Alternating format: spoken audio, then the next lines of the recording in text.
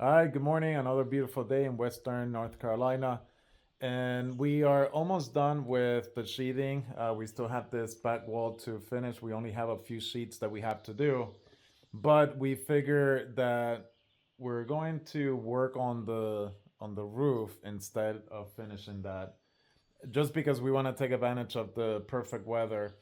And we're supposed to be getting rain tomorrow, so we're just gonna work on it, try to get it done. Hopefully it can keep things dry in here.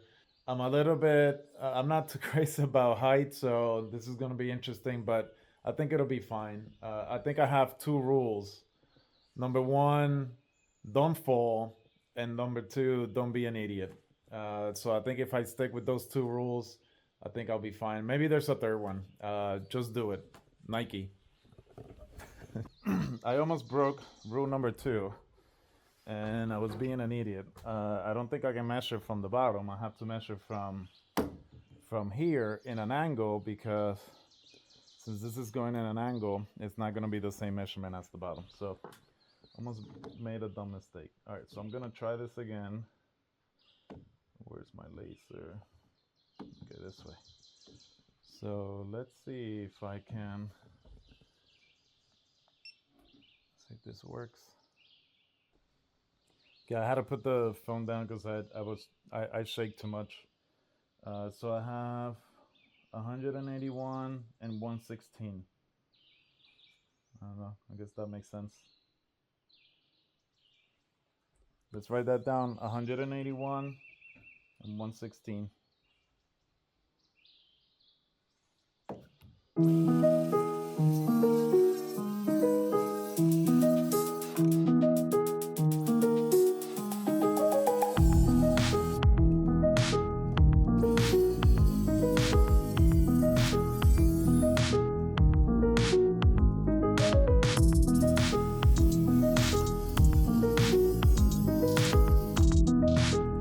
The wall was sticking out a little bit too much, so we ended up putting a strap from the steps there all the way to the top, and then we pulled it. And then I also have some straps right there, and I'm going to kind of use that one on each of the joists if I need to.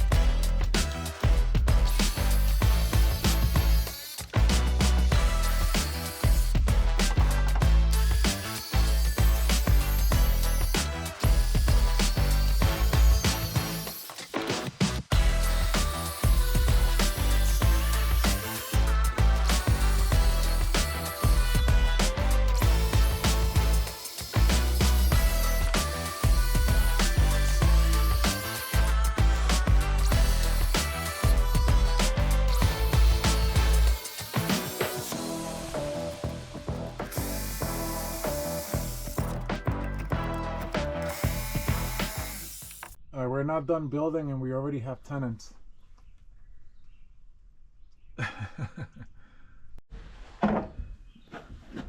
Sometimes it's hard to know where the crown is on this lumber. So what I do is I'll just put the level, and then you can not sure if you can see it, but there's some light in between, so you can see that space, and that's how I can tell that the crown is on this side.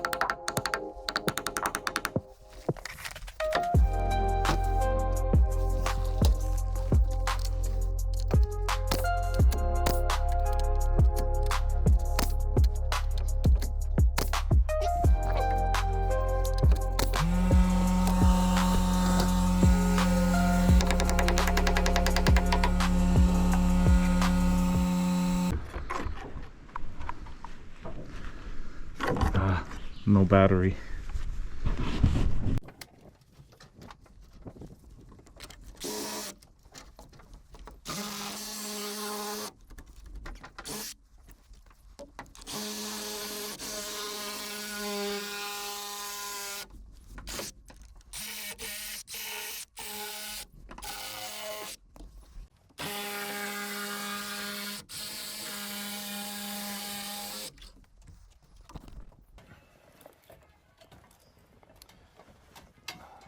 I ended up splitting or ripping the sub fascia in half, and then I use the same angle of the roof so that when I put the boards, it'll have the same angle on the top and on the bottom.